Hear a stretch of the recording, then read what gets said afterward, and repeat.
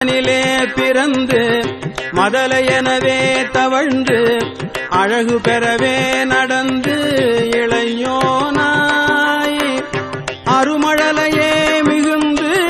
குதலை மொழியே புகன்று அதிவிதமதாய் வளர்ந்து 16 அருமழலையே மிகுந்து குதலை மொழியே புகன்று